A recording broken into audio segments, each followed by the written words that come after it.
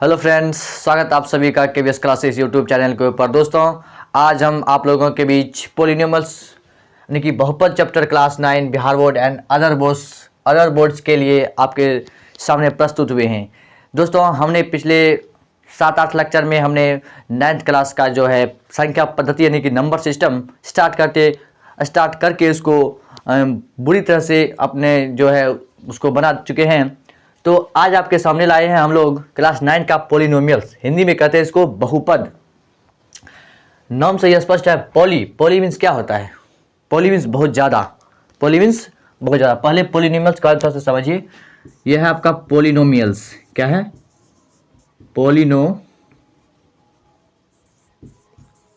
Polynomials.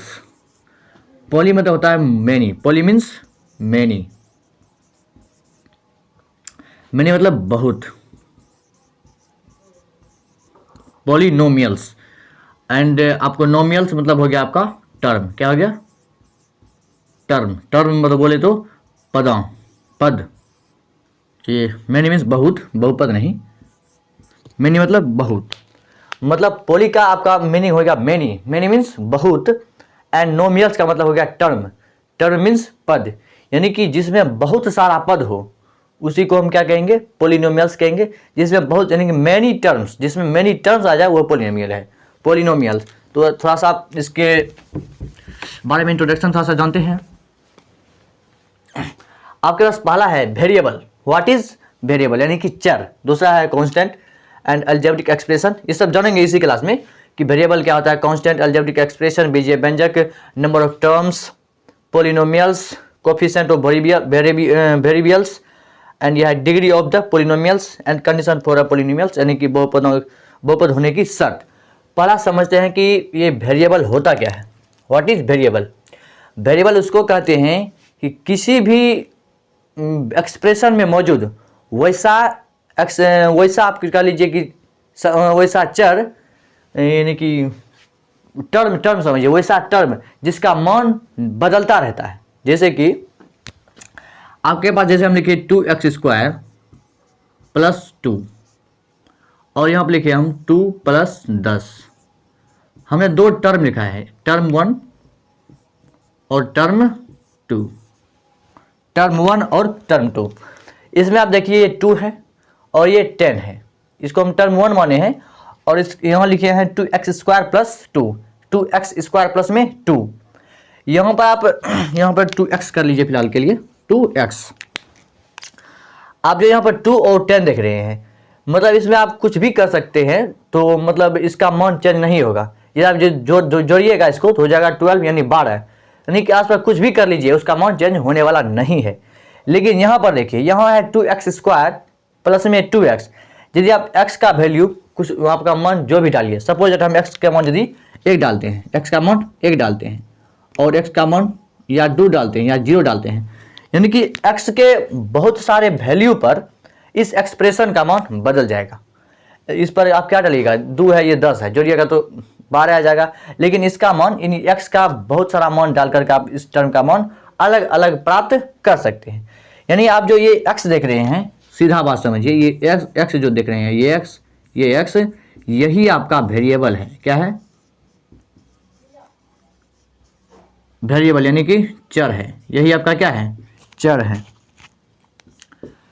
तो किसी भी टर्म में उपस्थित वे पद जिसका मान बदलता हो, यानी कि XYZ वाला ABCD का कोई भी अक्षर मौजूद हो, उसी को हम कहेंगे वेरिएबल कहेंगे, चर कहेंगे। चर का मान हमेशा बदलते रहता है, मतलब इसका मान कुछ भी हो सकता है यहाँ पर, यानी कि x जो हो गया इस टर्म में x है आपका वेरिएबल यानी कि चर हो गया।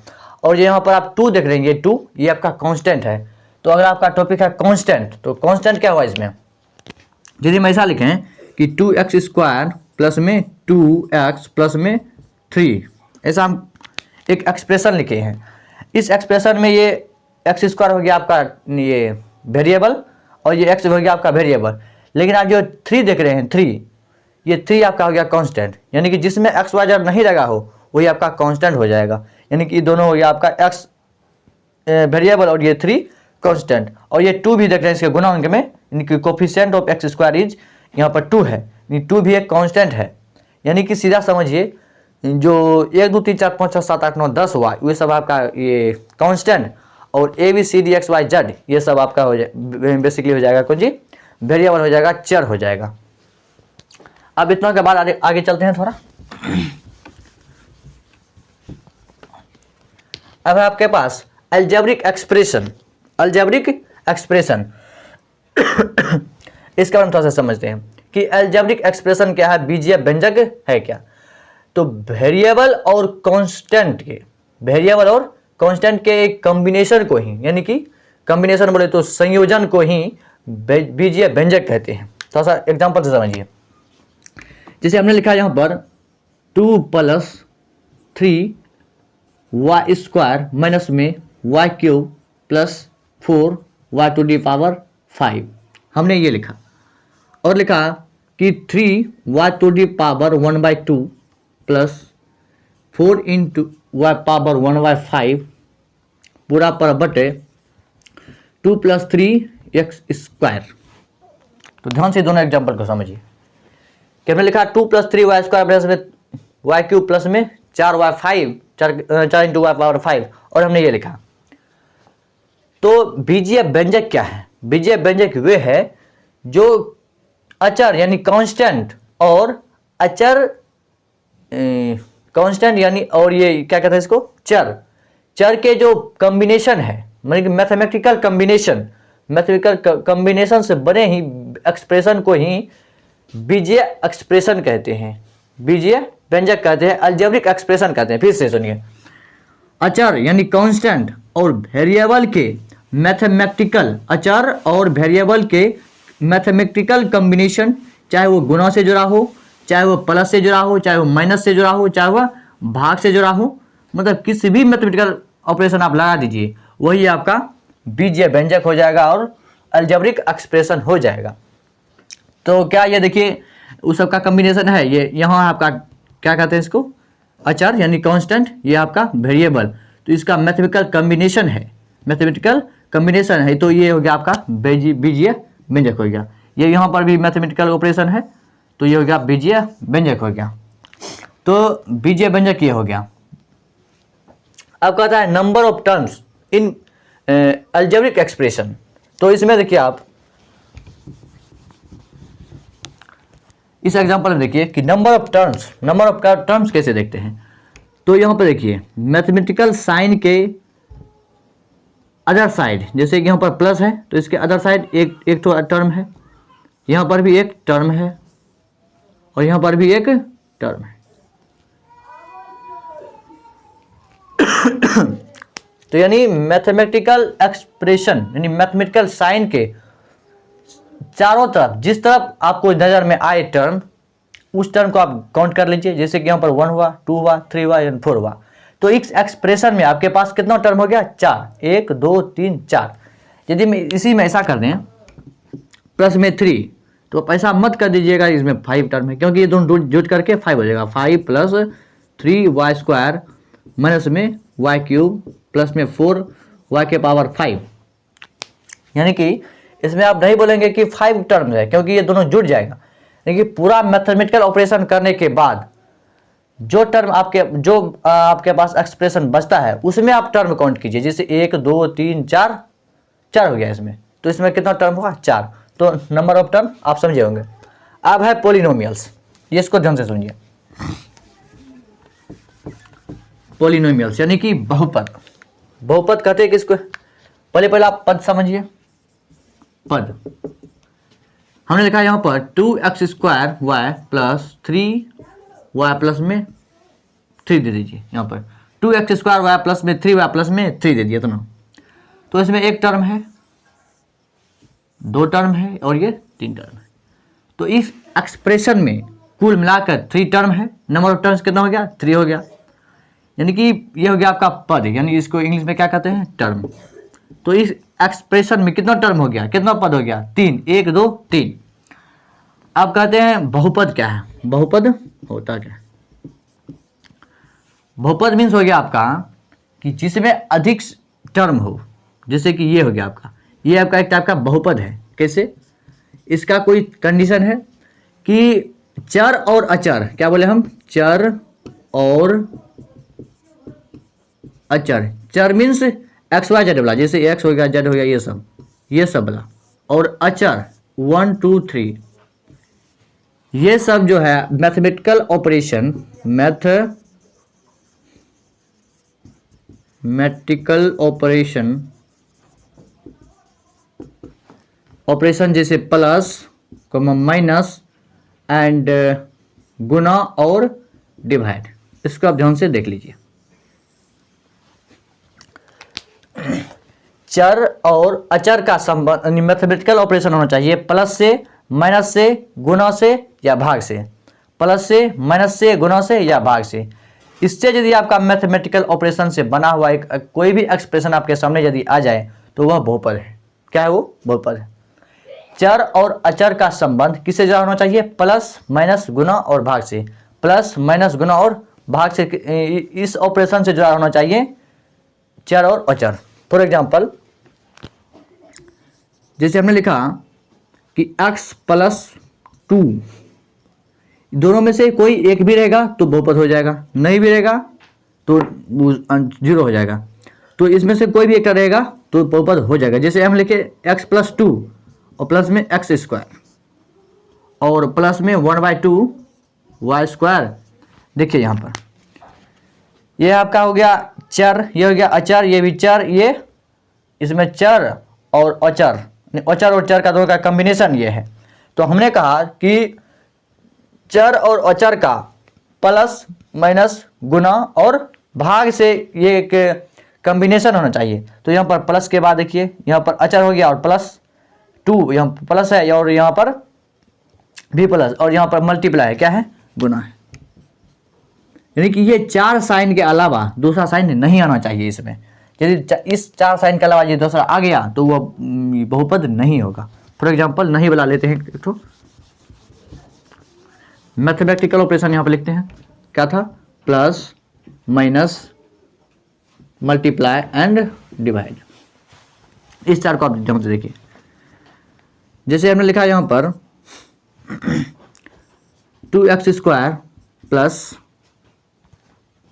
एंड 3xy एंड प्लस में 4। तो ये यहाँ देखिए ये जो टर्म है और ये जो टर्म है और ये जो टर्म है, ये एक प्लस से जुड़ा है, यहाँ पर माइनस दे देते हैं फिलहाल के लिए, माइनस से जुड़ा है। तो ये आपके पास ये एक बहुपद हो गया। लेकिन बहुपद होने का जो कंडीशन है प्लस, माइनस और गुना ये भाग से होना चाहिए।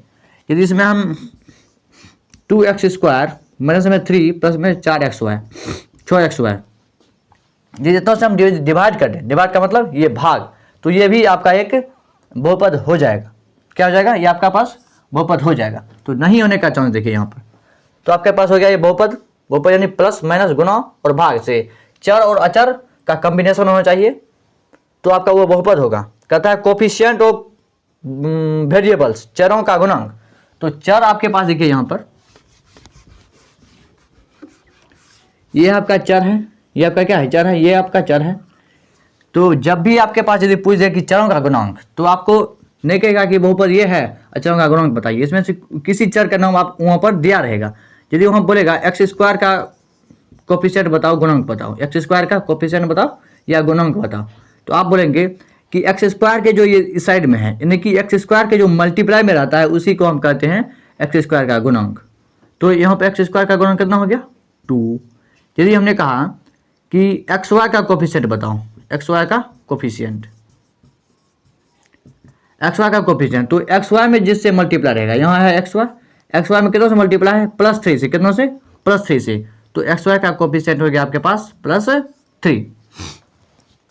तो हमने अभी तक ये सीखा कि ये आपके पास यदि बहुपद दे दे तो चर और अचर का प्लस, माइनस, गुना, भाग से जुड़कर मिला रहना चाहिए। वैसा एक्सप्रेशन जो चर और अचर से मिलकर एंड प्लस, माइनस या गुना, भाग से मिलकर बना हो, उसी को हम बहुपद कहेंगे। जैसे 2x square plus 3xy minus में 4, ये हो गया आपके पास बहुपद हो गया।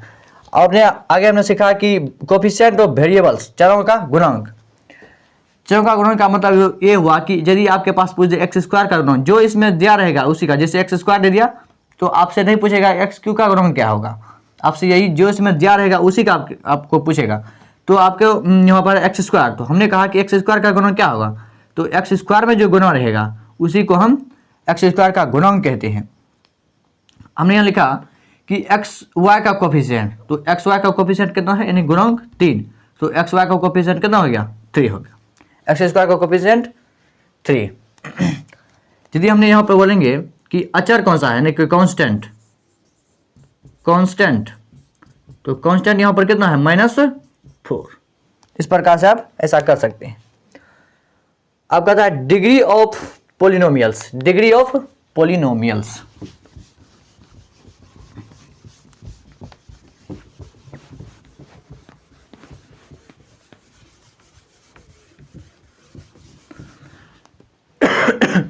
अब समझते हैं कि डिग्री ऑफ पोलिनोमियल्स होता क्या है।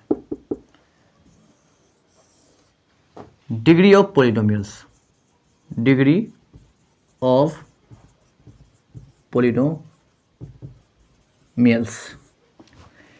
यदि आपके पास ऐसा कोई पोलिनोमियल दे दे कि एक्स स्क्वायर, ऐसा नहीं, 6x⁴ प्लस 5x के power 3 plus 4xy 6xy minus में 5, यदि आपके पास ये यदि कोई पोलिनोमियल्स दे दे या आपको क्या दे दे, बहुपद दे दे, तो इसमें से आपको पूछेगा कि डिग्री क्या होगा या घात क्या होगा। तो घात निकालने के लिए आपको पहले यहाँ देखना होगा कि इसका देखिए, पहले सुन लीजिए, बहुत महत्वपूर्ण है ये टॉपिक। तो डिग्री ऑफ पोलिनोमियल्स, बहुपद का घात, यदि आप किसी भी बहुपद का यदि घात निकालेंगे तो आप बहुपद के उस टर्म के पास पहुंचिएगा जिस टर्म के पूरा कॉम्बिनेशन, यहाँ पर कॉम्बिनेशन यहाँ ये चरों का क्या है, कॉम्बिनेशन है, तो चरों के कॉम्बिनेशन के पास पहुंचिएगा। कहीं भी आप पहुंच सकते हैं, और जहां पर देखिए कि अधिकतम घात जहां पर हो जाए, क्या बोले हम, अधिकतम पावर, अधिकतम यानी कि मैक्सिमम पावर जो होगा वही उस बहुपद का घात कहलाता है। जैसे देखिए यहाँ पर वेरिएबल के पावर 4 है, यहाँ पर वेरिएबल के पावर 3 है, और यहाँ पर वेरिएबल के पावर कितना हो गया, यहाँ पर 1 और यहाँ पर भी 1, तो कुल मिलाकर के कितना हो गया, यहाँ पर 2 हो गया, यहाँ पर 3, यहाँ पर 4, यहाँ पर वेरिएबल के पावर 4, यहाँ वेरिएबल के पावर 3, यहाँ वेरिएबल के पावर 2 हो गया। क्यों हो गया 2, क्योंकि यहाँ पर 1 और 1 हो गया 2। तो हमने कहा कि अधिकतम पावर, तो अधिकतम पावर कहाँ है, यहाँ पर 4 है, यहाँ पर 3 है, यहाँ पर 2 है, तो अधिकतम पावर क्या होगा, 4 हो गया। तो बहुपद का यानी कि पोलिनोमियल्स का घात वही कहलाता है जहां पर चर या चर के कॉम्बिनेशन का अधिकतम पावर हो। हमने क्या बोला, चर या चर के कॉम्बिनेशन का अधिकतम पावर जहां पर मौजूद हो, उसी पावर को ही पोलिनोमियल्स का डिग्री कहते हैं, घात कहते हैं। तो इस पोलिनोमियल का घात क्या हो गया, 4 हो गया, क्या हो गया, 4। तो यहां लिखेंगे अधिकतम पावर यानी कि 4, इसीलिए डिग्री के बराबर कितना हो जाएगा, एक घात बराबर डिग्री यानी घात बराबर हो जाएगा आपको 4 यानी कि 4। तो अब दूसरा एग्जांपल लेते हैं, जैसे 2x power 4 plus 3x² minus में 3x प्लस में 4। हमने पूछा कि डिग्री क्या होगा, तो आप बोलेंगे कि हमको यहाँ पर x पावर 4 दिख रहा है, x पावर 2 दिख रहा है, यहाँ पर x पावर 1, यहाँ पर x पावर 0, मतलब कुछ नहीं है यहाँ पर। तो हमने बताया कि अधिकतम पावर, वेरिएबल का अधिकतम पावर जहां पर मौजूद हो, तो उसी अधिकतम पावर को ही बहुपद का घात कहते हैं, डिग्री कहते हैं। तो डिग्री यहां पर देखिए, वेरिएबल का पावर 4 2 1, तो अधिकतम कौन हुआ, ये 4 हुआ, तो डिग्री बराबर हो जाएगा आपके पास 4। डिग्री बराबर क्या हो जाएगा आपके पास, 4। तो इतना आपके पास हो गया। अगला एग्जाम्पल लेते हैं, ये था एग्जाम्पल फर्स्ट, ये 2 और ये थर्ड। हमने यहाँ पर लिखा 3xy power 5 plus 5x² y² plus 6xy minus में 3। आपके पास ये एक पोलिनोमियल है, बहुपद है। यदि आपको इस टाइप के बहुपद में पूछे कि घात क्या होगा, डिग्री क्या होगा, तो आप कैसे जवाब देंगे इसका। 3x पावर 5 इतना आपके पास यदि दे दे तो आप इसका कैसे जवाब देंगे, ये समझना है। तो यहाँ पर कुल पावर काउंट करके लिख दीजिए यहाँ पर पहले। यहाँ पर है 1, यहाँ पर है 5, तो 1 + 5 कितना हो गया 6 हो गया। यहाँ पर 2 2 4, यहाँ पर 1 और 1 कितना हो गया 2 हो गया। तो हमने कहा था कि अधिकतम यानी maximum power of polynomials is called degree of polynomials. तो डिग्री क्या हो जाएगा यहाँ पर, आपको खुद से सोचिए। यहाँ पर 6 है, यहाँ पर 4 है, 2 है, तो मैक्सिमम पावर किसका आ गया, यहाँ पर 6 गया। तो इस बहुपद का डिग्री जो है यही 6 हो जाएगा, 5 1 6, तो डिग्री बराबर 6 हो जाएगा। अगला एग्जाम्पल, जैसे हमने लिखा 2xy प्लस में 3x प्लस में 3y दे दिए, यहाँ पर बराबर कुछ छोड़िए। तो यहाँ पर एक पावर, यहाँ पर भी एक पावर, तो एक एक 2 पावर, यहाँ पर एक पावर, यहाँ पर भी एक पावर, तो अधिकतम पावर कितना है 2। इसीलिए इस बहुपद का जो डिग्री है, डिग्री यानी कि घात कितना हो जाएगा, इसका 2 हो जाएगा। क्यों? क्योंकि इसका अधिकतम पावर जो है 2 है, इसीलिए इस बहुपद का जो घात है वो कितना हो जाएगा 2 हो जाएगा। तो आई होप आप इसे समझे होंगे, तो बढ़िया से आपको लिख लीजिए इसको।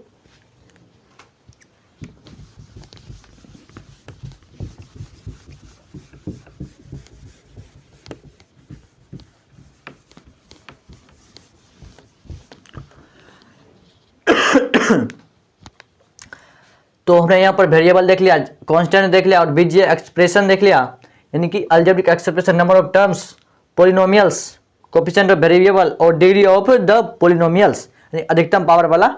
अब है कंडीशन फॉर पॉलिनोमियल्स। ये क्वेश्चन आपके बिहार बोर्ड में 10th क्लास याद है, 9th क्लास तो आना फिक्स है। किस पर? कंडीशन फॉर पॉलिनोमियल्स, बहुपद होने की शर्त। तो यहाँ पर आप नहीं होने की शर्त सीखेंगे। होने के साथ तो आप यहीं में चल लिए, कहाँ पर, यहाँ पर, कि प्लस माइनस गुना और भाग, इससे जुड़ा रहना चाहिए। कोई भी चर या अचर वाला, चर या अचर वाला टर्म, चर या अचर वाला टर्म जुड़ा रहना चाहिए, तो वही आपका कहला जाएगा बहुपद कहला जाएगा। तो बहुपद होने की शर्त यानी नहीं होने, कब नहीं होगा बहुपद वो देखते हैं यहाँ पर।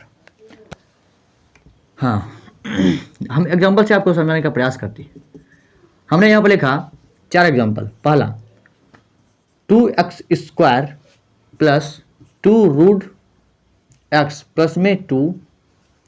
दूसरा हमने लिखा 2x पावर -2 प्लस में 3x² प्लस 3। और हमने थर्ड लिखा कि 3x⁻⁴ प्लस ये पावर है प्लस में 4x प्लस में 5। चौथा लिखा कि x पावर 1/x। और पांचवा लिखा x² प्लस 1/x²। इतने एग्जाम्पल से आप हम लोग समझने का प्रयास करते हैं कि बहुपद ये है अथवा नहीं है।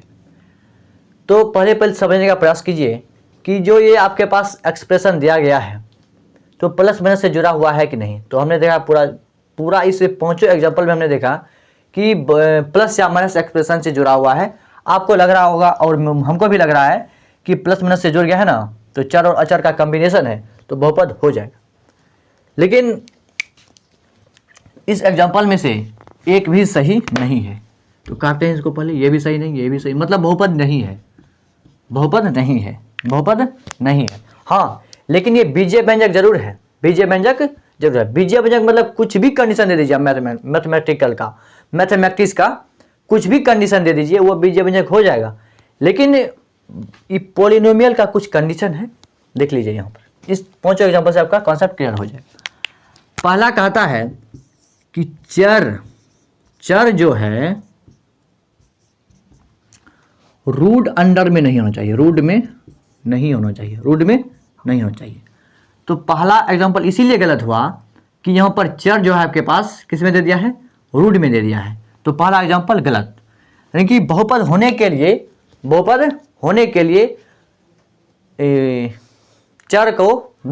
चर को यानी वेरिएबल को रूट के भीतर नहीं होना चाहिए, पहला रूल। अगला रूल, अगला कहता है चर का पावर नेगेटिव नहीं होना चाहिए। इकट का मतलब नहीं होना चाहिए। नहीं, चर का पावर जो है, चर का पावर नेगेटिव नहीं होना चाहिए। तो दूसरा एग्जाम्पल इसीलिए गलत हुआ क्योंकि यहाँ पर चर के पावर देखिए -2 दे दिया है। कितना दे दिया है? -2। तो किसी भी बहुपद में यदि आपके पास वेरिएबल के पावर यदि माइनस में दे दे, कुंजी में माइनस में दे दे, नेगेटिव संख्या में दे दे या रूट के भीतर में दे दे, तो आप उस बहुपद को, उस बीजीय व्यंजक को आप बहुपद नहीं कहेंगे।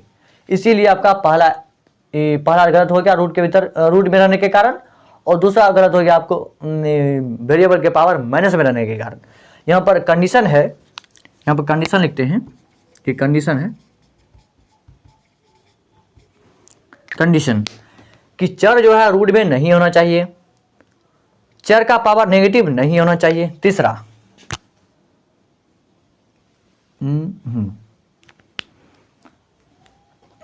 तीसरा रूल लेते हैं, चर का जो पावर है, पावर भिन्न में नहीं होना चाहिए, भिन्न में नहीं होना चाहिए। भिन्न का मतलब क्या हुआ? भिन्न का मतलब यह है कि जैसे 2/3, 1/3, 2/4 समथिंग एटसेट्रा, जिसे हम हर अंश बटा हर के रूप में लिखते हैं, उसे हम भिन्न कहते हैं। भिन्न में नहीं होना चाहिए, नहीं होना चाहिए मतलब कट का मतलब नहीं होना चाहिए। तो तीसरा एग्जांपल इसलिए गलत हो गया कि वेरिएबल के पावर क्या दे दिया आपको? 1/3 दे दिया। क्या है ये? 1/3। 1/3। तो कंडीशन यहाँ पर 3 ही है। इसी को लागू करके इस पांचों एग्जांपल को क्या कर दिया गया है? काटा गया है। पहला है चर जो है रूट में नहीं होना चाहिए, चर का पावर माइनस में नहीं होना चाहिए, और चर का पावर भिन्न में नहीं होना चाहिए। तो यदि आप इस 3 रूल को यदि फॉलो करते हैं तो आपके सामने कोई भी एग्जांपल दे दे तो आप तुरंत पहचान सकते हैं कि बहुपद है अथवा नहीं है। अब फिर से इसको पहले से चेक कीजिए। पहला नियम कहता है कि बहुपद के वेरिएबल यानी बीजीय व्यंजक का वेरिएबल रूट में नहीं होना चाहिए। तो पहला एग्जांपल में आपके पास x रूट में दे दिया, तो ये एग्जांपल आपके पास गलत हो गया। दूसरा कहता है कि माइनस में नहीं होना चाहिए, तो माइनस में दे दिया तो गलत हो गया। तीसरा कहता है कि x के पावर भिन्न नहीं होना चाहिए, नहीं बटा वाला बात नहीं होना चाहिए पावर में, तो ये भी गलत। यहाँ पर बटा दे दिया तो गलत हो गया। लेकिन हमने इसको भी काट दिया था। कैसे? देखिए यहाँ पर इसको आप लिख सकते हैं ऐसे, देखिए ये x है प्लस में, आप एक फॉर्मूला पिछले चैप्टर में पढ़े हैं कि 1/x पावर m बराबर x to the power -n। यदि आपको ऐसा दे दे x पावर स्क्वायर तो लिखेंगे आप x की पावर -2। यदि आपको 1/x दे दे तो x के पावर -1, ऐसा आप लिख सकते हैं। कोई बंदा आएगा कहेगा कि हम इसको ऐसे लिख देते हैं x प्लस x की पावर -1, और दूसरा बंदा आएगा कहेगा कि इस x स्क्वायर को जिसका आधा से लिख देते हैं और इस 1/x स्क्वायर को x के पावर ऐसा लिख देते हैं। तो उस कंडीशन में आप देखिए कि x प्लस x के पावर -1, x प्लस x के पावर -1, यहाँ पर आपको जो वेरिएबल का पावर जो है नेगेटिव में दे दिया है। क्या किस में दे दिया है? नेगेटिव में दे दिया है। किस में? नेगेटिव में। कहता है यहाँ पर नेगेटिव कहाँ गया? हाँ, नेगेटिव में नहीं होना चाहिए, तो नेगेटिव में दे दिया तो क्या यह बहुपद होगा? आंसर है नहीं। आंसर क्या हो जाएगा? नहीं। तो इसलिए यह एग्जाम्पल भी क्या हो जाएगा? गलत हो जाएगा, रॉन्ग, बिकॉज वेरिएबल के पावर नेगेटिव नहीं होना चाहिए। नेक्स्ट अगला है, इसको भी हमने नीचे वाला को ऊपर जी करने का प्रयास किए तो x के पावर -2 हो गया। इसका मतलब यह है कि वेरिएबल के पावर आपके पास क्या आ गया? -2 आ गया। वेरिएबल के पावर -2 यानी कि नेगेटिव में आ गया। जब भी आपको वेरिएबल के पावर नेगेटिव में आ जाए, कहाँ गया? यहाँ है, तो उसको बहुपद आप नहीं कहेंगे। तो इसलिए इसका आंसर क्या हो गया? कट्टी हो गया। तो कंडीशन है आपके पास 3, चर जो है रूट में नहीं होना चाहिए, और चर का पावर नेगेटिव नहीं होना चाहिए। तीसरा, चर का पावर भिन्न में नहीं होना चाहिए। यदि आप ये 3 कंडीशन याद रखते हैं तो आपके पास यदि कोई भी एक्सप्रेशन दे दे, कोई भी बीजीय व्यंजक दे दे, तो आप बता सकते हैं कि वह बहुपद है अथवा नहीं है। तो इसको आप बढ़िया से लिख लीजिए, स्क्रीनशॉट कर लीजिए बढ़िया से।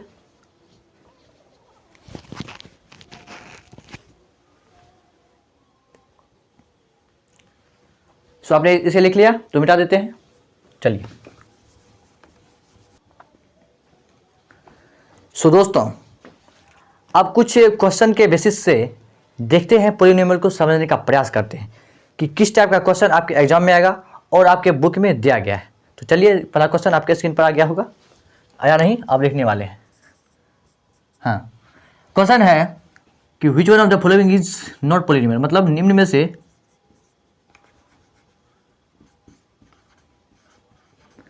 में से कौन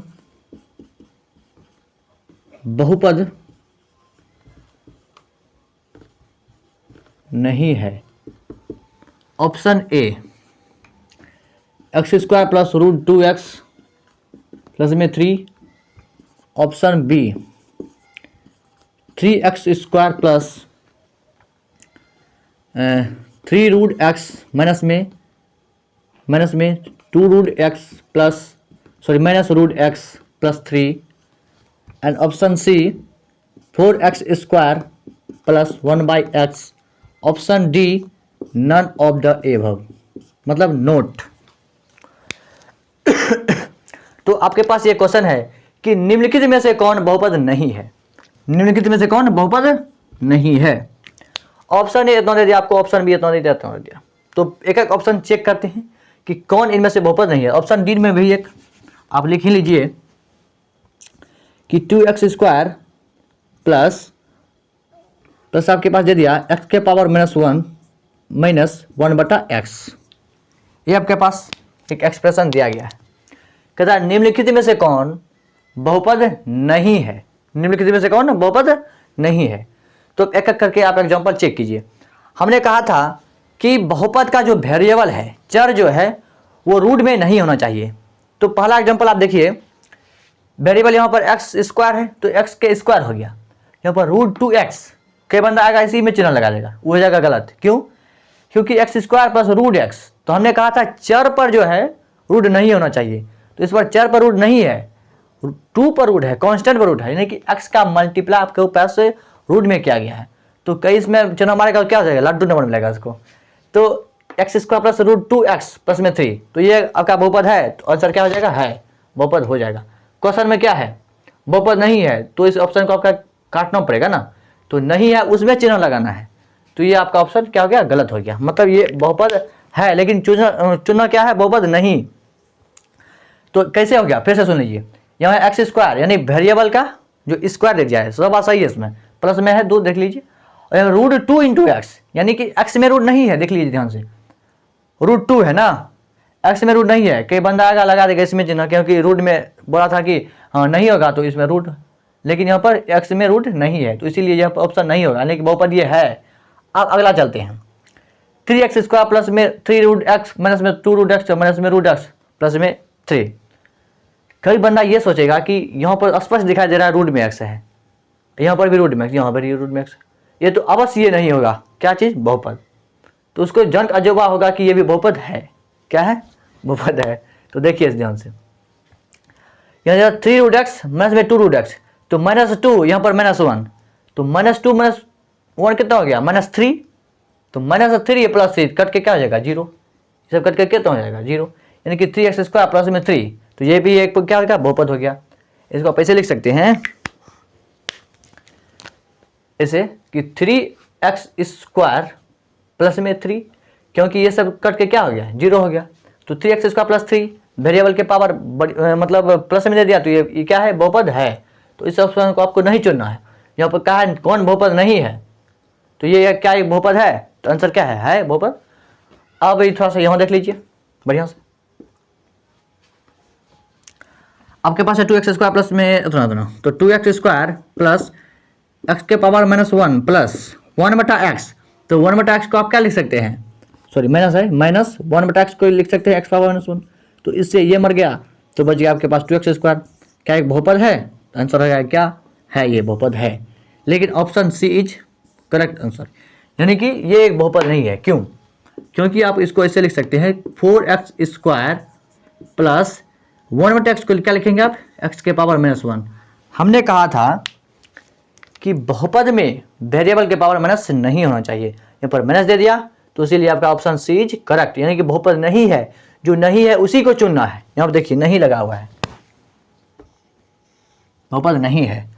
तो पहला ऑप्शन हमने देखा कि बहुपद हो गया था ये, तो इसको नहीं चुनना है। ये भी बहुपद हो गया था, यहाँ पर देखिए इसको नहीं चुनना है, ये बहुपद नहीं था, इसलिए क्या आपका आंसर हो गया। तो इस टाइप से आप अगले वीडियो में देखिएगा कि बहुपद का हम क्वेश्चन सॉल्व करेंगे एनसीईआरटी का। तो आज के लिए इतना ही, मिलेंगे अगली क्लास में। जय हिंद, जय भारत।